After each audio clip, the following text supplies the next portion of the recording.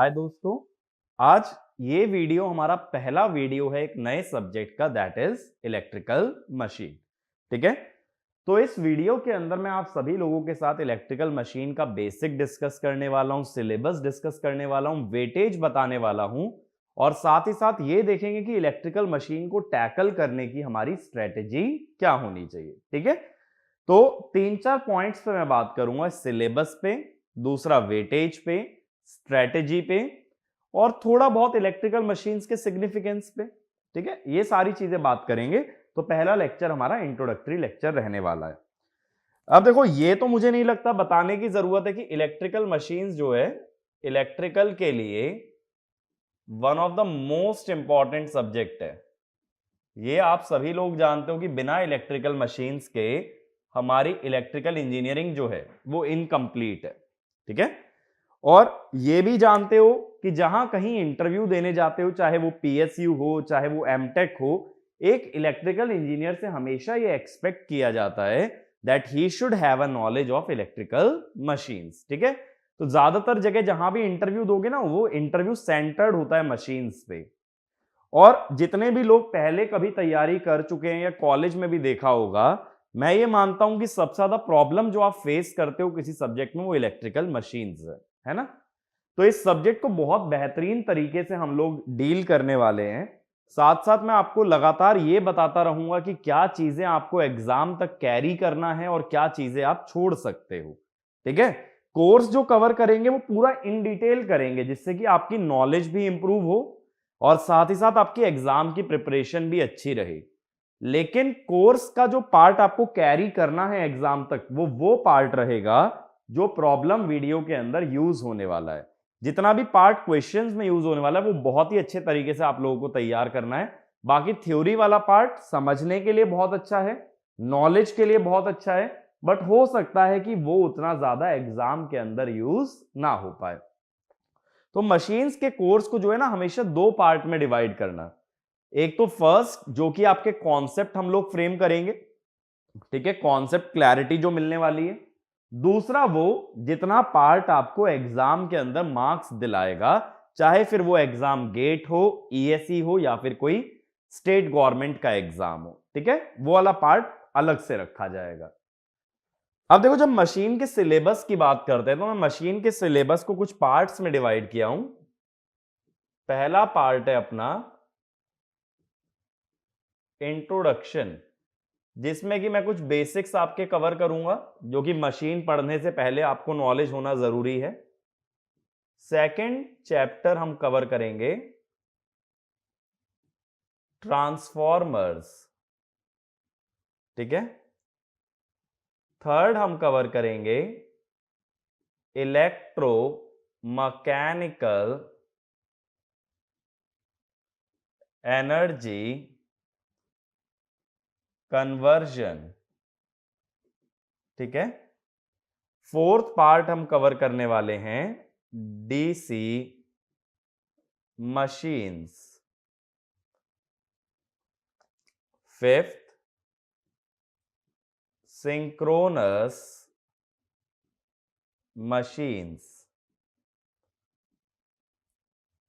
Six रहेगा अपना induction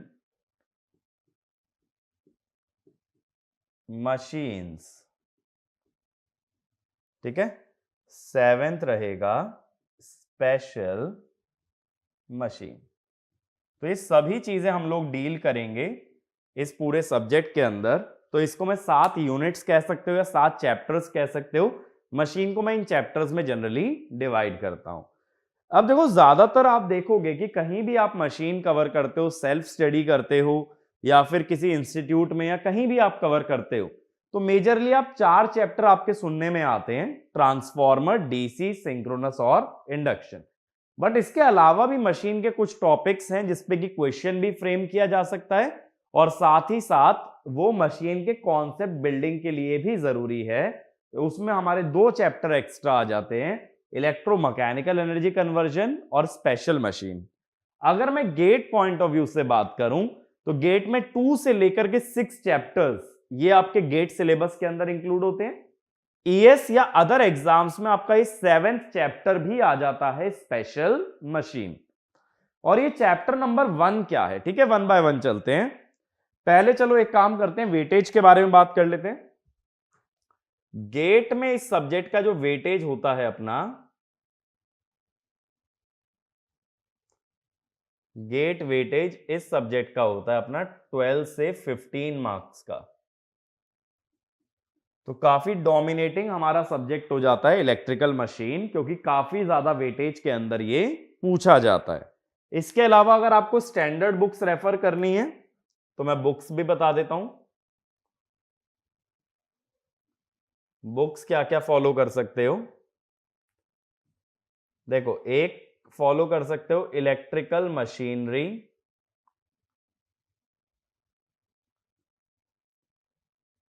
ये पीएस भीमरा जी की बुक आती है।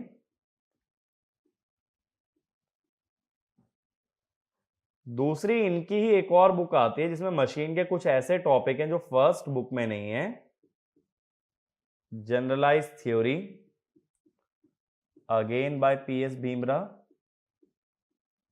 ठीक है, नागराज कोठारी वगैरह की जरूरत नहीं पड़ेगी। या फिर ओवरऑल अगर आपको सारा सिलेबस एक ही बुक के अंदर चाहिए GATE ES point of view से, तो आप ले सकते हो जो किताब हमारी पब्लिकेशन की आती है, इलेक्ट्रिकल मशीन्स, जो किताब मैंने खुद लिखी है बाय अंकित गोयल। इसके अंदर आपको क्वेश्चन भी काफी ज्यादा मिल जाएंगे, ठीक है, प्रैक्टिस के लिए, और थ्योरी भी इसके अंदर आपको सफिशिएंट मिलेगी। तो जिसको स्टैंडर्ड बुक से रेफर करना है वो फर्स्ट 2 बुक्स को फॉलो कर सकता है, और जिसको क्वेश्चन और थ्योरी एक जगह पे कंप्लीट चाहिए, that can refer the option 3, that is electrical machines by Ankit Goyal. ये आपको अमेजॉन पे इजीली अवेलेबल हो जाएगा, ठीक है। तो ये बुक्स हैं, वेटेज है और बेसिक हमारा सिलेबस है। अब आगे की बातें करते हैं। देखो ये सब चीजें आप लोग पहले से भी जानते हो, कोई मैंने इसमें नया चीज अभी तक ऐड नहीं किया है। तो थोड़ा आगे की बात करते हैं। अब देखो सबसे पहली चीज है कि जैसा मैं जानता हूं कि इलेक्ट्रिकल मशीन में बहुत सारे स्टूडेंट्स को डिफिकल्टी फेस होती है, उसका सबसे बड़ा रीजन ये होता है कि देखो मशीन का कोर्स जो है ना वो काफी वास्ट हो जाता है। सबसे ज्यादा जो आपको लेक्चर्स मिलेंगे वो मशीन के अंडर ही मिलने वाले हैं। तो जब इतना वास्ट सिलेबस हो जाता है तो क्या होता है, जैसे जैसे मैं आगे बढ़ता जाता हूं पीछे के टॉपिक्स में कहीं ना कहीं भूलने लगता हूं। लेकिन क्या होता है, इसका रीजन सिंपल सा अगर मैं बात करूं कि आप जनरलाइज नहीं कर रहे हो कॉन्सेप्ट को।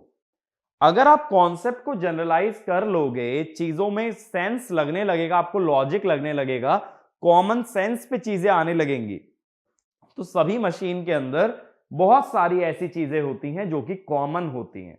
अगर आप वो कॉमन चीज ढूंढ लोगे, वो थीम ढूंढ लोगे, वो पैटर्न ढूंढ लोगे, तो होगा क्या कि बहुत सारा चीजों को याद रख पाना इजी हो जाएगा। लेकिन जब तक आप अपनी अप्रोच फॉर्मूले तक रिस्ट्रिक्ट रखोगे कि इसका फॉर्मूला क्या होता है, उसका फॉर्मूला, जब तक आपकी वो थिंकिंग डेवलप नहीं हो पाएगी। मशीन के क्वेश्चन में देखो हमेशा क्या होता है, जो भी लैंग्वेज लिखी है उस लैंग्वेज से क्वेश्चन को इंटरप्रेट करना बहुत अच्छे से जरूरी है। जब आप क्वेश्चन की लैंग्वेज समझ के उसको डिकोड करके ये समझ पाओगे वो क्या बताना चाहता है, क्या पूछना चाहता है, तभी आप वो क्वेश्चन क्रैक कर पाओगे। मशीन के क्वेश्चन कभी भी इतने स्ट्रेट फॉरवर्ड नहीं होते जितने अदर सब्जेक्ट के होते हैं कि डेटा देख के आप आंसर निकाल दो, इतना सीधा तो नहीं होता। उसमें लैंग्वेज हमेशा यूज्ड होती है। तो लैंग्वेज जब यूज्ड है तो हमेशा क्वेश्चन को पेशेंटली रीड करना बहुत ज्यादा जरूरी है। अदरवाइज मैक्सिमम स्टूडेंट्स की आदत क्या हो जाती है, एग्जाम प्रेशर में वो 30 सेकंड भी किसी क्वेश्चन को रीडिंग को नहीं दे सकते। सिर्फ प्रेशर का खेल है। जब आपका टाइमर चल रहा होता है ना तो हम लोग एक हड़बड़ी में रहते हैं, यार जल्दी से जल्दी कैसे आंसर निकाला जाए, कैसे मैं इस क्वेश्चन को अप्रोच करूं, कहां से मैं इसको स्टार्ट करूं, ये चीजें माइंड में घूमती हैं। और इन सब चीजों को चलते क्या होता है कि वो चीज से हमारा ध्यान हट जाता है जो मोस्ट इंपॉर्टेंट है, that is reading the question properly. अब या तो क्या होगा, आपको डेटा भी समझ आ जाएगा, आप सोल्यूशन भी कर दोगे, लेकिन कोई की पॉइंट स्किप कर जाओगे क्योंकि आपने क्वेश्चन ध्यान से नहीं पढ़ा।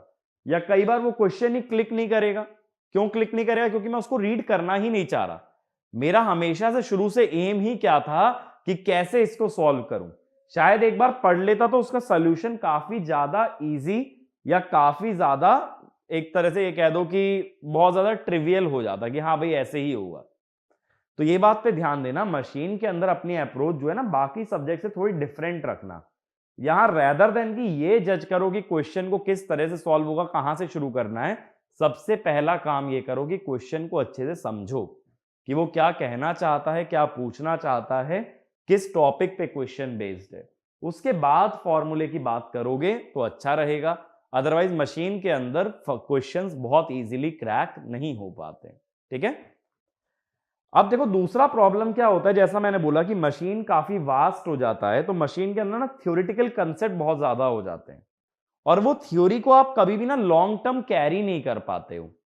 तो मैं हर कॉन्सेप्ट को आपको बहुत बेसिक से एक्सप्लेन करूंगा, बहुत बेसिक लेवल तक लेकर के जाऊंगा। ठीक है। लेकिन अगेन मैं यही बता रहा हूं कि आज से 1 महीना बाद अगर आप देखोगे, 2 महीना बाद देखोगे, तो हो सकता है कि आपके वो कॉन्सेप्ट्स उतना रिटेन्ड ना रहें। तो यानी रिटेंशन पे जो काम करना है वो थ्योरी पे नहीं, हमेशा काम करना न्यूमेरिकल पे।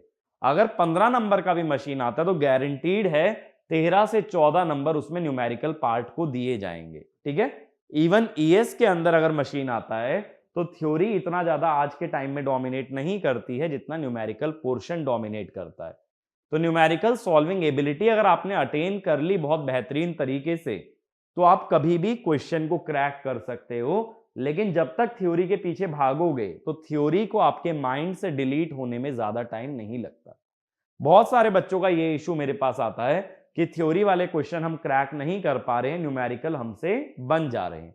अगर एंड तक आप न्यूमेरिकल बनाना सीख जाओ मशीन के, तो आप एक अच्छे स्टूडेंट कहलाओगे। आपकी गिनती उन कुछ बच्चों में होगी जो मशीन में अच्छा परफॉर्म करते हैं। ठीक है।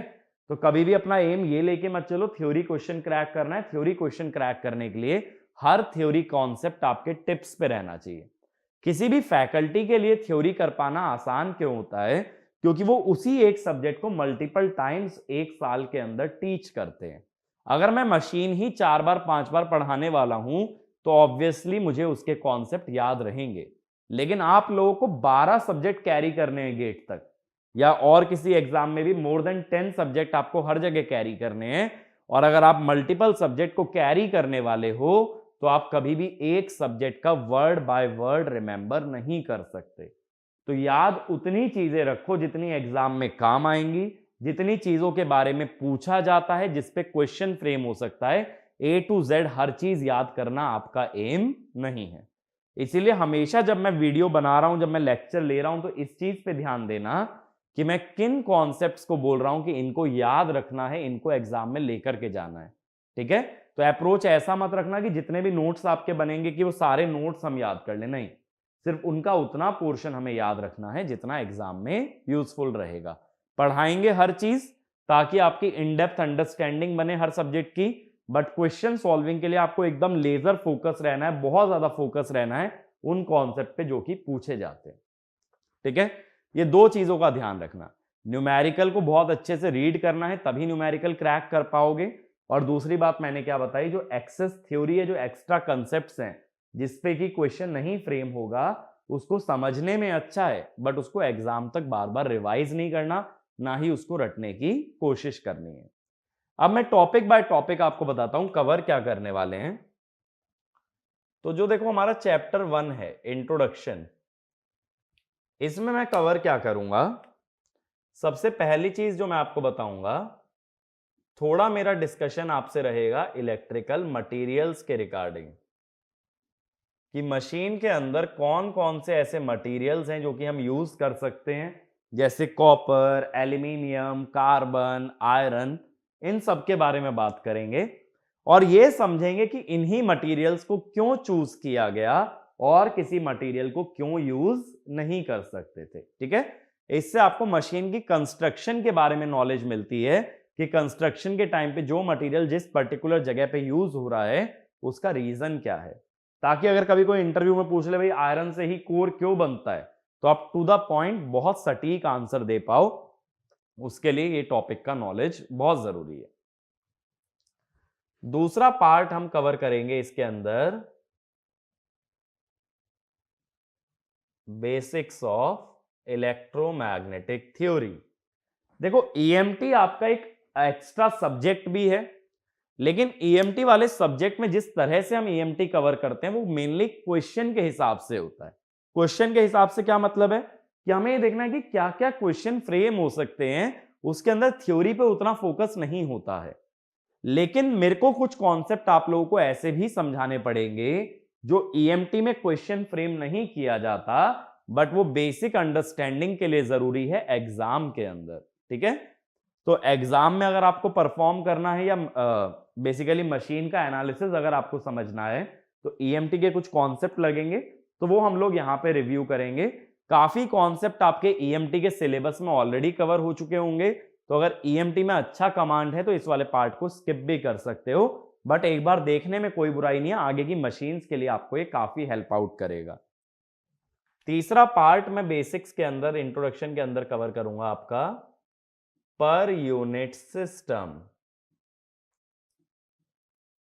ठीक है, पर यूनिट सिस्टम आपका मशीन्स और पावर सिस्टम के लिए बहुत इंपॉर्टेंट है, और मशीन से ज्यादा रेलिवेंट है वो पावर सिस्टम के अंदर। इसमें हम क्या करते हैं, हर क्वांटिटी का मैग्नीट्यूड रिड्यूस कर देते हैं by dividing it by a certain number. जब मैग्नीट्यूड कम हो जाता है तो उन क्वांटिटीज के साथ डील करना आसान हो जाता है, बड़ी लार्ज क्वांटिटीज के साथ डील करना इतना इजी नहीं होता। तो ये वाला पार्ट इंट्रोडक्शन है, इसको ऐसे समझो ये टूल्स हैं जो मशीन के अंदर जाने वाले हैं, जो मशीन के अंदर आपको हेल्प करने वाले हैं। ये मशीन के सिलेबस का पार्ट नहीं है एज सच।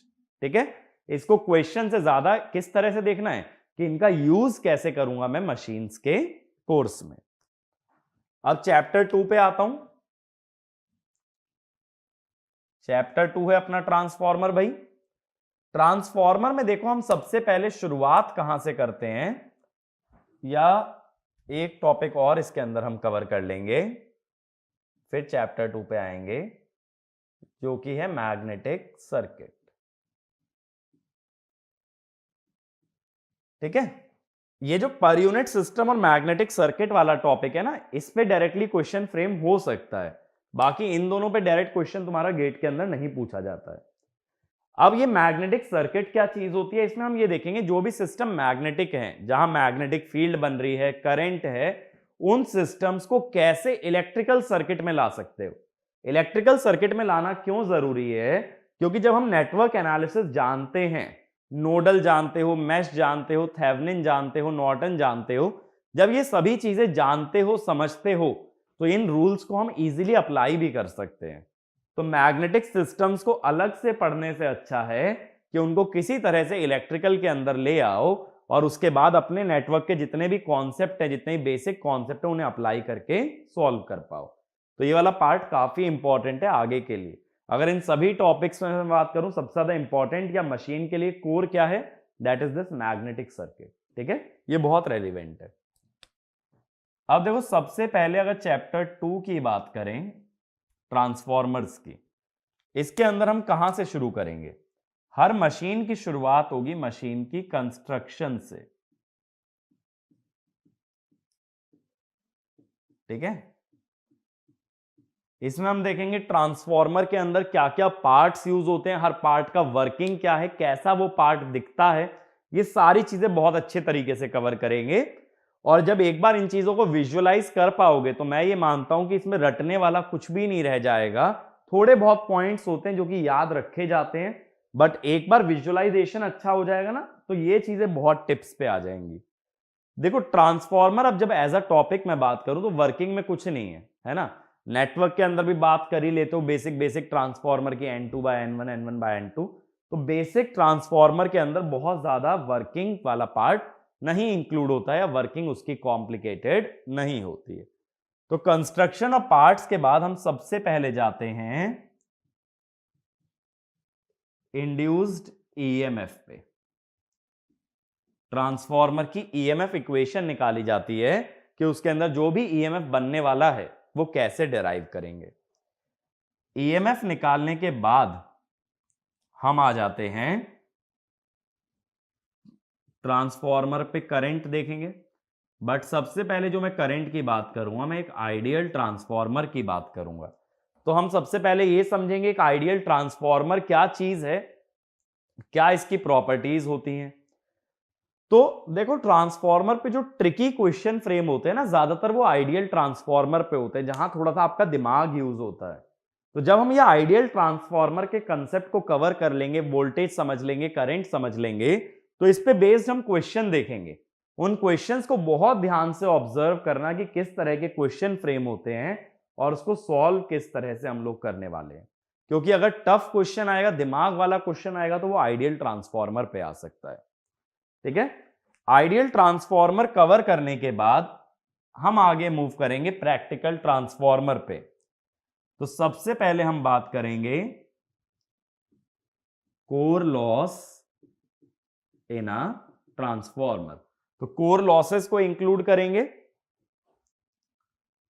देन हम बात करेंगे इसके अंदर वाइंडिंग रेजिस्टेंस की, कि वाइंडिंग के रेजिस्टेंस को अगर इंक्लूड कर लिया जाए। फिर लीकेज रिएक्टेंस की। तो ये सारी चीजें मिलकर के ट्रांसफॉर्मर के अंदर प्रैक्टिकलिटी इंट्रोड्यूस करेंगी, या ये कह दो धीरे धीरे उसकी आइडियलिटी को रिमूव किया जाएगा, जो भी उसके अंदर आइडियल सिनेरियो था। तो अब जब हम यहां तक पढ़ लेते हैं तो हमारे पास ट्रांसफॉर्मर का इक्विवेलेंट सर्किट आ जाता है। Equivalent circuit. तो पहले हम आइडियल ट्रांसफॉर्मर पे प्रॉब्लम्स देखेंगे, फिर हम देखेंगे इक्विवेलेंट सर्किट पे based problem. Equivalent circuit basically क्या हो गया, एक प्रैक्टिकल ट्रांसफॉर्मर हो गया। तो इस पे नेटवर्क बेस्ड प्रॉब्लम कैसे सॉल्व किया जाता है वो देखेंगे, बट उसके लिए आपका नेटवर्क एनालिसिस अच्छा होना जरूरी है।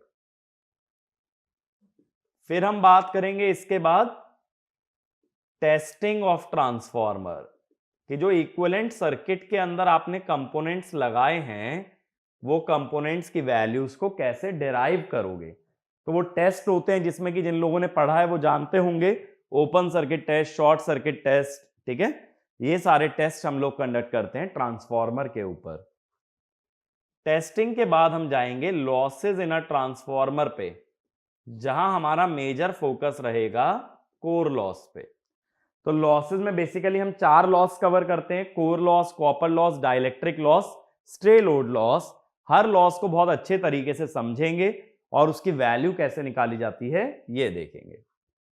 लॉसेज आ जाने के बाद हम ट्रांसफॉर्मर में बात करेंगे एफिशिएंसी की। हर मशीन के लिए देखो efficiency one of the most important parameter होता है।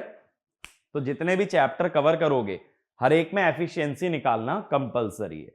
इसीलिए मैंने ये चीज बोली थी, अगर एक जनरल आइडिया रखोगे ना माइंड के अंदर कि एफिशिएंसी कैसे निकलती है या लॉसेस कैसे आते हैं, तो आप हर मशीन के लिए डिराइव कर सकते हो, ऐसी कोई बड़ी चीज नहीं है। एफिशिएंसी के बाद अगला पैरामीटर जो हम बात करते हैं दैट इज वोल्टेज रेगुलेशन, कि ट्रांसफॉर्मर का वोल्टेज फ्लक्चुएशन कितना होता है, वोल्टेज रेगुलेशन कैसे निकालते हैं। तो वोल्टेज रेगुलेशन का मतलब होता है ट्रांसफॉर्मर पे जब लोड बढ़ाया जाता है तो उसका वोल्टेज कैसे चेंज होता है। लोड बढ़ाने का मतलब होता है कि करंट अगर इंक्रीज करेंगे how will the voltage change. तो वो हम लोग देखेंगे वोल्टेज रेगुलेशन की टर्म्स में। वोल्टेज रेगुलेशन कवर करने के बाद हम लोग नेक्स्ट किस टॉपिक पे आ जाएंगे, वोल्टेज रेगुलेशन के बाद आ जाएंगे हम डायमेंशंस पे, कि ट्रांसफॉर्मर के साइज का उसके पैरामीटर्स पे क्या इफेक्ट पड़ता है, that is dimension. Then magnetically coupled circuit, कि एक ट्रांसफॉर्मर को एक मैग्नेटिकली कपल्ड सर्किट की तरह कैसे रिप्रेजेंट कर सकते हो वो हम लोग देखेंगे।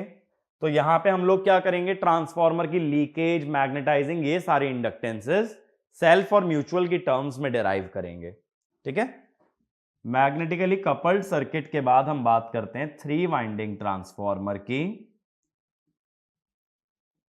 कि जिस ट्रांसफॉर्मर में प्राइमरी, सेकेंडरी, टर्शरी सारी वाइंडिंग्स होती हैं उसको हम लोग कैसे डील करते हैं। तो ये बेसिक बेसिक चीजें मिलकर के अपना सिंगल फेज ट्रांसफॉर्मर कवर हो जाता है। इसके बाद हम नेक्स्ट टॉपिक पे आते हैं दैट इज ऑटो ट्रांसफॉर्मर।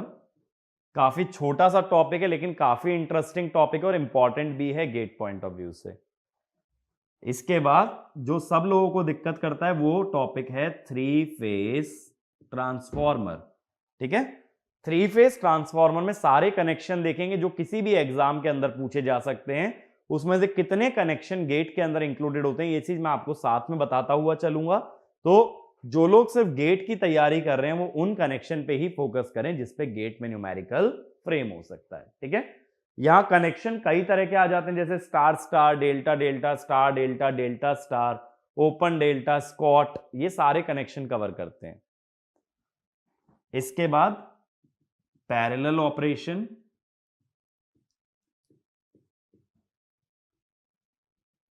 ठीक है, कि जब मल्टीपल ट्रांसफॉर्मर्स को साथ में पैरेलली कनेक्ट कर दिया जाता है तब किस तरह से वो लोड को शेयर करते हैं। नेक्स्ट हार्मोनिक्स कवर करेंगे, ठीक है। हार्मोनिक्स को हम हर मशीन के अंदर बहुत बेहतरीन तरीके से कवर करने वाले हैं। आपका एक अंडरस्टैंडिंग मैं यहां बिठाना चाहता हूं कि किस तरह से हार्मोनिक्स मशीन को अफेक्ट करते हैं, ठीक है, बहुत बढ़िया से देखेंगे। और last part is inrush current, ठीक है। तो ट्रांसफॉर्मर वाली यूनिट अपनी थोड़ी वाइड हो जाती है, जैसा कि देख सकते हो इसके अंदर काफी सारे टॉपिक्स इंक्लूड हो जाते हैं। तो कवर हर टॉपिक बहुत डिटेल में करेंगे, लेकिन साथ साथ इस चीज पे हमेशा ध्यान देना कि उस टॉपिक पे रिलेटेड क्वेश्चन किस तरह से फ्रेम हो सकता है, ठीक है। तो ये चीज का ध्यान रखना है। अब इसके बाद देखो अगला चैप्टर अपना आ जाता है इलेक्ट्रोमैकेनिकल एनर्जी कन्वर्जन। तो ये जो इलेक्ट्रोमैकेनिकल एनर्जी कन्वर्जन है, इसके अंदर हम क्या देखते हैं कि जैसे जनरेटर होता है तो जनरेटर मैकेनिकल पावर को इलेक्ट्रिकल पावर में कन्वर्ट करता है, मोटर होती है वो इलेक्ट्रिकल को मैकेनिकल में कन्वर्ट करती है। तो ये एनर्जी कन्वर्जन किस तरह से चलता है, इसके अंदर क्या क्या चीजें इंक्लूड होती हैं, कहां पे कौन सा एनर्जी स्टोर होता है, कौन सा एनर्जी लॉस होता है, सबसे पहले हम यही बात करेंगे। यानी बेसिक फ्लो डायग्राम के बारे में बात करेंगे कि जनरेटर का फ्लो डायग्राम क्या होता है, पावर फ्लो डायग्राम क्या होता है, मोटर का पावर फ्लो डायग्राम क्या होता है, कौन सी एनर्जीज इन्वॉल्व होती हैं, मैग्नेटिक एनर्जी को ही क्यों एक लिंकिंग मीडियम लिया जाता है बिटवीन इलेक्ट्रिकल एंड मैकेनिकल। ये बहुत छोटी छोटी चीजें हैं जो अक्सर हम इग्नोर कर देते हैं, जबकि हमें क्वेश्चन करना चाहिए व्हाई, ठीक है। बहुत सारे मशीन के बारे में जो आपके व्हाई क्वेश्चंस होते हैं उनका आंसर आपको इस चैप्टर के अंदर मिलता है, इलेक्ट्रोमैकेनिकल एनर्जी कन्वर्जन। तो इसके अंदर हम क्या क्या देखने वाले हैं, देखो power flow in generator and motor, इसके बाद हम देखते हैं force and torque in a relay और इलेक्ट्रोमैग्नेट। तो बेसिक बात करेंगे कि किस तरह से फोर्स या टॉर्क निकाला जा सकता है। तो उसके लिए जो जो कॉन्सेप्ट की जरूरत है, जैसे यहां पे एनर्जी की बात होती है, को एनर्जी की बात होती है, तो ये सारी टॉपिक्स हम लोग कवर करेंगे इलेक्ट्रोमैकेनिकल एनर्जी कन्वर्जन। बहुत छोटा सा चैप्टर है as compare to other chapter, ये बहुत ही छोटा है, ठीक है। तो ये हमारा बहुत कम नंबर ऑफ वीडियोस के अंदर कवर हो जाता है, बट इस चैप्टर का रेलेवेंस जब हम ये कवर करेंगे तब आपको समझ आएगा कितनी ऐसी चीजें हैं जिन पे आपने ध्यान नहीं दिया बट वो रेलिवेंट हैं जब मशीन्स के बारे में बात करते हैं, ठीक है। अब अगला टॉपिक अपना आ जाता है डीसी मशीन्स, ठीक है। तो डीसी मशीन के बारे में बात करते हैं।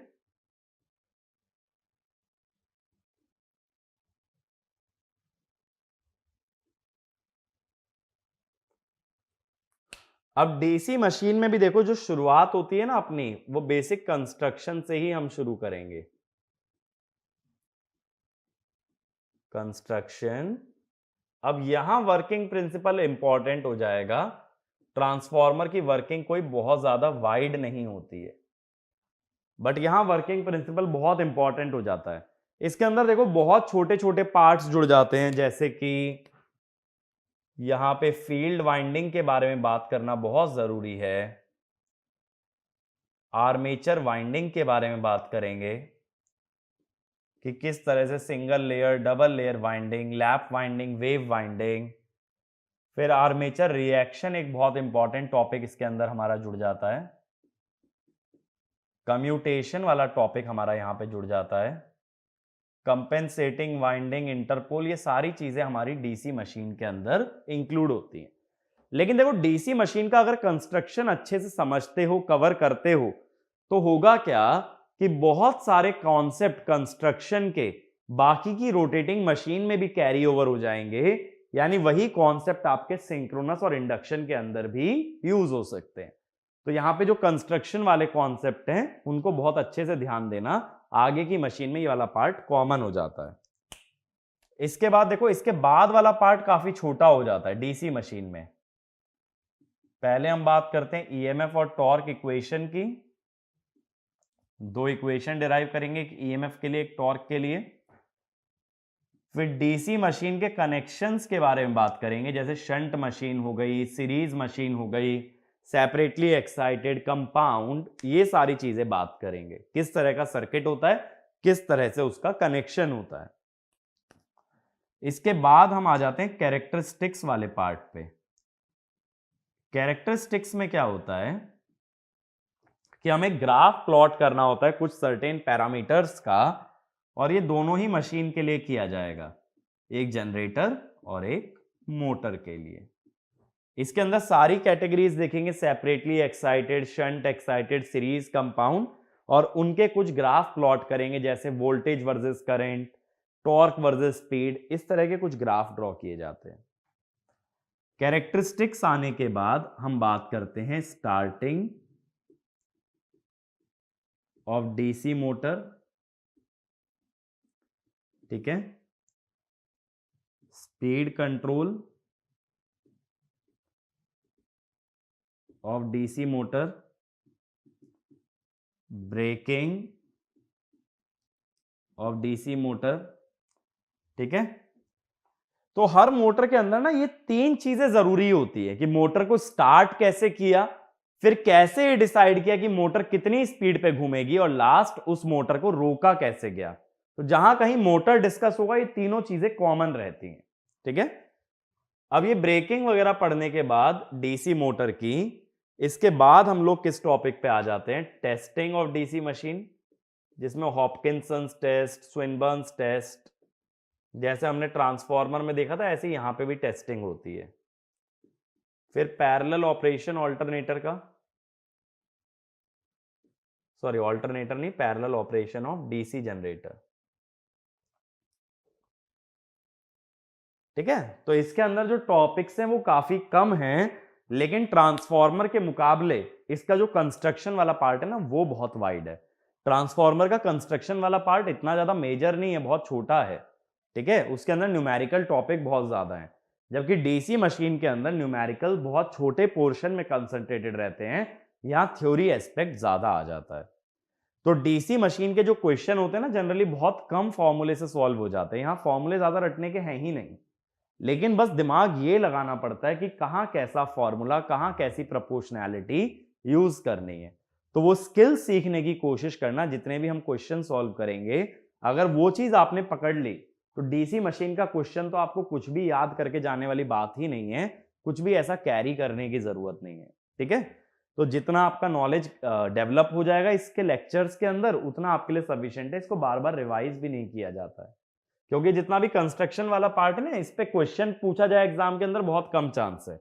एग्जाम पॉइंट ऑफ व्यू से यहां से अपना काम शुरू होगा ईएमएफ एंड टॉर्क इक्वेशन से। फिर भी कंस्ट्रक्शन के लिए जितनी बेसिक चीजें आपको याद रखनी है वो मैं आपको समराइज भी करा दूंगा, सारी ए टू जेड चीजें याद करने की कोशिश मत करना। तो देखो ट्रांसफार्मर काफी वाइड चैप्टर है और डीसी मशीन उसके मुकाबले काफी छोटा चैप्टर है। अब इसके बाद हम आते हैं अगला अपना सिंक्रोनस मशीन्स पे। अगेन मशीन की जो भी शुरुआत होती है वो उसकी कंस्ट्रक्शन से होती है। कंस्ट्रक्शन में दोनों पार्ट कवर किए जाएंगे, स्टेटर और रोटर, ठीक है। तो यहां कॉन्सेप्ट देखा जाएगा ये सिंक्रोनस स्पीड क्या चीज होती है, रोटेटिंग मैग्नेटिक फील्ड कैसे बनती है। तो इस कंस्ट्रक्शन के अंदर ही हम बात करते हैं यहां पे रोटेटिंग मैग्नेटिक फील्ड की। और रोटर के अंदर देखेंगे सिलेंड्रिकल रोटर होता है, सेलिएंट पोल रोटर होता है, ये सारी बातें करेंगे। इसके बाद हम लोग क्या करने वाले हैं, इसके बाद हम बात करते हैं ईएमएफ इक्वेशन की। सिंक्रोनस मशीन के लिए भी किस तरह से इंड्यूस्ड ईएमएफ निकाला जाता है उस बारे में बात की जाती है। कंस्ट्रक्शन वर्किंग हमारे पहले पार्ट में कवर हो जाएगी। अब इसके बाद हम बात करते हैं मशीन के अंदर वोल्टेज ड्रॉप कौन कौन से होते हैं, जिसमें आर्मेचर रेजिस्टेंस की बात हो जाती है, लीकेज रिएक्टेंस की बात हो जाती है, और आर्मेचर रिएक्शन के बारे में हम बात करते हैं। आर्मेचर रिएक्शन बहुत इंपॉर्टेंट है सिंक्रोनस मशीन के पॉइंट ऑफ व्यू से, ठीक है। इसी के अंदर हम बात करते हैं हार्मोनिक्स की, कि यहाँ पे स्पेस हार्मोनिक, टाइम हार्मोनिक, ये सारा डिस्कशन हम यहां कवर करते हैं। फिर इसके बाद इक्विवेलेंट सर्किट की बात आ जाती है। जब आपको ये पता है कि कंपोनेंट क्या क्या यूज होने वाले हैं तो हम इक्विवेलेंट सर्किट भी निकाल सकते हैं, ठीक है। और ये जो ईएमएफ इक्वेशन है ना, इसके अंदर आपका ये आ जाता है pitch factor, distribution factor, winding factor, ये सारी इंपॉर्टेंट चीजें यहां आ जाती हैं, ठीक है। हो सकता है ऑर्डर में इसका थोड़ा सा शफल करूं अभी, बट मैं टॉपिक लिस्ट डाउन कर रहा हूं कि क्या क्या चीजें हमें कवर करनी है। फिर सिक्स्थ आ जाता है इक्विवेलेंट सर्किट कवर करते ही वोल्टेज रेगुलेशन की बातें। जैसे ट्रांसफार्मर में निकाला था ऐसे यहां निकालेंगे। फिर methods to determine voltage regulation, जैसे EMF method, MMF method, Potier triangle, ये सारी चीजें कवर करेंगे। इसके अलावा कैरेक्टरिस्टिक्स, जैसे अभी हमने डीसी मशीन में बोला है ऐसे ही यहां ऑल्टरनेटर की कैरेक्टरिस्टिक बनाते हैं, जनरेटर की कैरेक्टरिस्टिक बनाई जाती है, ठीक है। और ये देखोगे कि इसकी कैरेक्टरिस्टिक्स वाला जो पार्ट है ना वो डीसी जनरेटर जैसा ही होता है, बट वो ग्राफ यहां भी ड्रॉ किए जाते हैं। अब वोल्टेज रेगुलेशन होने के बाद, कैरेक्टरिस्टिक्स होने के बाद, हम यहां बात कर लेंगे एफिशिएंसी की। अगेन लॉसेस कौन कौन से होंगे वो भी देखा जाएगा। एफिशिएंसी लॉसेस के साथ साथ पावर एंगल इक्वेशन यहां काफी इंपॉर्टेंट हो जाएगी, कि पावर का फॉर्मूला क्या होगा एक सिंक्रोनस मशीन के अंदर, ठीक है। इतना पार्ट हम लोग सिलेंड्रिकल मशीन में कवर करते हैं। इसके बाद अलग से हम पढ़ते हैं सेलिएंट पोल मशीन, ठीक है। फिर सिंक्रोनस मोटर के अंदर कुछ टॉपिक्स हम लोग कवर करते हैं, जैसे पावर फैक्टर करेक्शन वगैरह, तो सिंक्रोनस मोटर को भी मैं अलग से लिस्ट डाउन कर रहा हूं। फिर हम लोग बात करते हैं यहां पे हंटिंग की, फिर स्टार्टिंग ऑफ मोटर की। यहां स्पीड कंट्रोल और ब्रेकिंग के बारे में हम बात नहीं करेंगे, क्योंकि सिंक्रोनस मोटर की जो स्पीड होती है ना वो कांस्टेंट होती है। तो यहां सिर्फ हमारे लिए जो इंटरेस्ट वाला पार्ट है वो है स्टार्टिंग। तो देखो सबसे बड़ा चैप्टर हुआ आपका ट्रांसफॉर्मर, उससे नेक्स्ट जो लेंथ में चैप्टर आता है वो है सिंक्रोनस मशीन, ठीक है। और काफी ज्यादा बच्चों को सिंक्रोनस मशीन में प्रॉब्लम होती है, क्योंकि यहाँ फेजर वगैरह वाला पार्ट आ जाता है। तो मैं आपको ये भी समझाऊंगा किस तरह से फेजर को पूरी तरह से अवॉइड कर सकते हो, क्योंकि जब आपके पास कैलकुलेटर नहीं है या वर्चुअल कैलकुलेटर है जैसे कि गेट में, तो वहां फेजर कैलकुलेशन नहीं कर पाओगे। तो हमें यह भी देखना है कि फेजर से बचते हुए किस तरह से न्यूमेरिकल को सॉल्व करना है, ठीक है। तो वो वाला पार्ट भी हम लोग देखेंगे।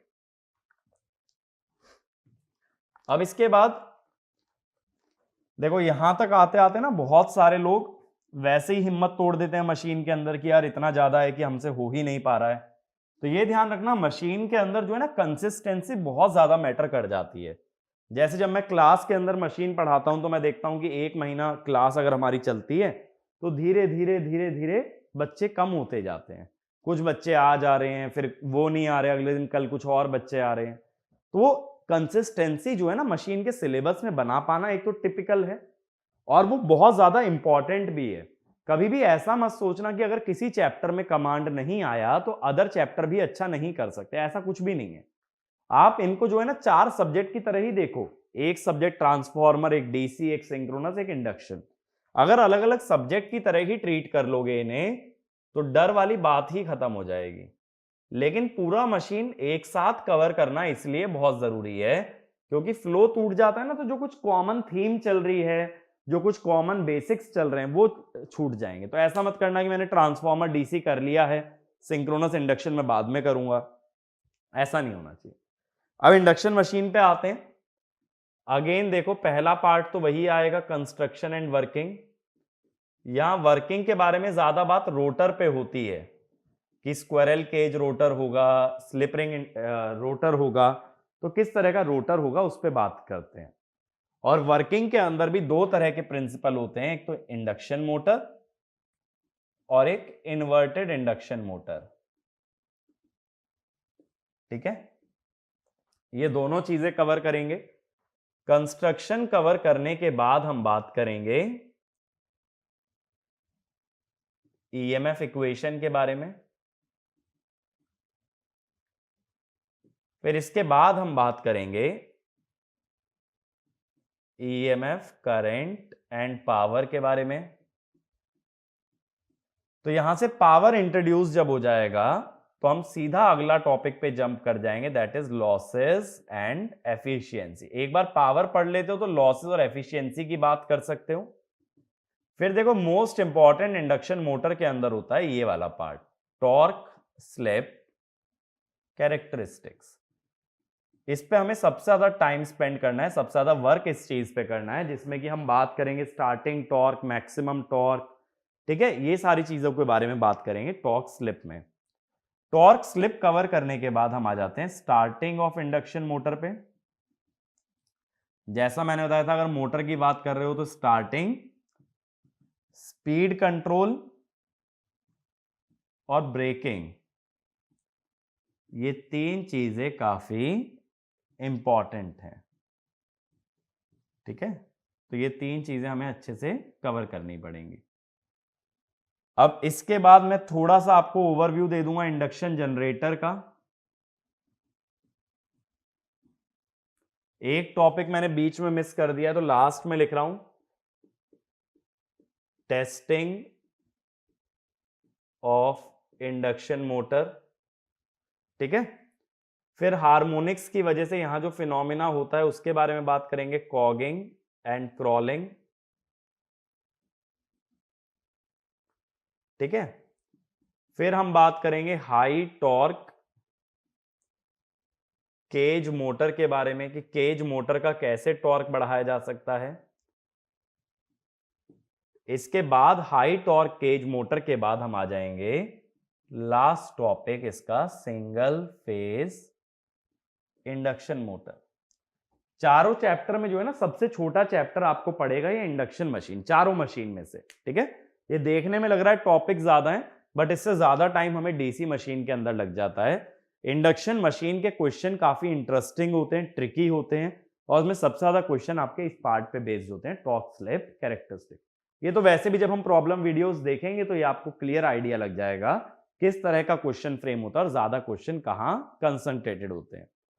अब इसके बाद हमारा लास्ट चैप्टर स्पेशल मशीन, बहुत छोटा सा चैप्टर है जिसके अंदर 3 या 4 हम लोग एक्स्ट्रा मोटर्स कवर करते हैं, जैसे स्टेपर मोटर, हिस्टेरेसिस मोटर। इस तरह की 3 या 4 मोटर मैं आपको कवर कराऊंगा जो कि अदर एग्जाम में ऑफन पूछ ली जाती हैं। ठीक है, तो ये हमारा मशीन का पूरा सिलेबस रहेगा जिसमें ज्यादा टाइम हमें स्पेंड करना है 4 चैप्टर्स पे, ट्रांसफॉर्मर, डीसी, सिंक्रोनस और इंडक्शन।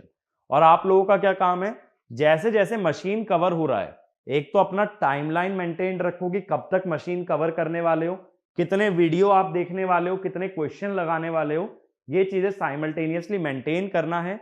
और लगातार अगर एक अच्छे से 1 महीना डेडिकेट कर दोगे मशीन को, तो 1 मंथ मोर देन सफिशिएंट है मशीन पे कमांड लाने में। अगर 4 वीक्स में काम नहीं हो पा रहा तो मैक्स टू मैक्स 5 वीक्स या 6 वीक्स आप लोग दे सकते हो। 6 वीक्स के अंदर बहुत अच्छे तरीके से मशीन को तैयार कर सकते हो। ठीक है, तो जिन लोगों के पास टाइम ज्यादा है, जो जल्दी शुरू कर रहे हैं, वो 45 डेज तक का अपना टारगेट रख सकते हैं मशीन का। जिनके पास टाइम कम है वो 30 डेज में कवर करने की कोशिश करें, और लेक्चर के लिस्ट के हिसाब से ये डिसाइड कर लो कि कब आपको कितना पोर्शन कवर करना है। डे वाइज अपना शेड्यूल बना लो, ज्यादा दूर का मत सोचो, बट डेली आपका जो भी टारगेट है ना उसको अचीव करने पे काम करो। अगर डेली का टारगेट अपना हिट करते रहोगे तो आपका सिलेबस कब खत्म हो जाएगा ये आपको पता भी नहीं चलेगा। लेकिन अगर लॉन्ग टर्म सोचोगे कि यार अभी तो 40 दिन और हैं, 30 दिन और हैं, कैसे हो पाएगा, तो वहां से आप मोटिवेशन लूज करना स्टार्ट कर जाओगे। तो ज्यादा लंबा मत सोचो मशीन के अंदर, क्योंकि ऑलरेडी बहुत लेंदी सब्जेक्ट है। मानता हूं कि इसके अंदर डर लगता है, लेकिन आपका एम क्या है, डे बाय डे आपका जो टारगेट है वो डेली अचीव करते जाओ और मशीन अपने आप साइड बाय साइड तैयार होता चलेगा। तो सबसे पहले अपने माइंड से मशीन का फोबिया निकालो, डर निकालो। एक बार डर निकलेगा तभी वहां नॉलेज के लिए जगह बनती है। तो आप सीख तभी सकते हो जब पहले इससे डरना छोड़ोगे। मशीन ऐसा कोई नहीं है कि कुछ जादू है या कोई रॉकेट साइंस है जो कि नहीं समझ सकते। मशीन के अंदर डेप्थ बहुत है, लेकिन बहुत छोटे छोटे कॉन्सेप्ट पे बेस्ड बिल्ड करके यहाँ पे बड़ी बड़ी मशीनें बनाई गई हैं। तो वो छोटे छोटे कॉन्सेप्ट को अगर बहुत अच्छे तरीके से समझ लिया जाए तो बड़ी से बड़ी मशीन की वर्किंग आप बहुत अच्छे से एक्सप्लेन कर सकते हो। ठीक है, तो पहले हम कॉमन थीम के बारे में ही काम करेंगे, बेसिक्स पे काम करेंगे। उसके बाद हम यहाँ पे जो भी बड़े कॉन्सेप्ट हैं, बड़ी चीजें हैं, वो डिस्कस करेंगे। ठीक है, तो अगले लेक्चर से हम लोग अपना पहला टॉपिक स्टार्ट करेंगे, इंट्रोडक्शन वाला पार्ट स्टार्ट करेंगे, जिसमें मैंने बताया मैं आपको मटेरियल, ईएमटी, ये सारी चीजें डिस्कस करने वाला हूं। तो वो एक बार आप कैरी करते हो तो आगे के चैप्टर्स आपके लिए थोड़ा सा खुल जाते हैं, थोड़ा इजी हो जाते हैं। ठीक है ना, तो अगले लेक्चर पे जल्दी से सभी लोग मूव करें और अगला लेक्चर ओपन करो और सीधा मशीन पढ़ना स्टार्ट करो। यहां से कोई बहाना नहीं चलेगा कि यार अभी कल से करते हैं, ये है वो है, नहीं, अभी से शुरू करो। कम से कम एक लेक्चर आप लोगों को अभी और कवर करना है, ताकि ये रहे कि आपका मशीन का सिलेबस स्टार्ट हो गया है। ठीक है, सब लोग तैयार कर सकते हैं मशीन, कोई डरने वाली बात नहीं है। एक बार खुद से सब लोग जोर से बोलो कि भाई हम लोग कर सकते हैं, वी कैन वाला फीलिंग होना चाहिए। एक बार आपके अंदर वो फीलिंग है कि मैं कर सकता हूं, जब बाकी लोग कर सकते हैं तो मैं भी कर सकता हूं, तो कोई भी सब्जेक्ट आपके लिए टिपिकल नहीं है। तो मशीन में मोटिवेशन बनाए रखेंगे, इंटरेस्ट बनाए रखेंगे और बहुत बेहतरीन तरीके से हर कॉन्सेप्ट को हम लोग कवर करेंगे। ठीक है, तो मिलते हैं नेक्स्ट वीडियो के अंदर। जल्दी से सभी लोग नेक्स्ट वीडियो पे क्लिक करो। Thank you.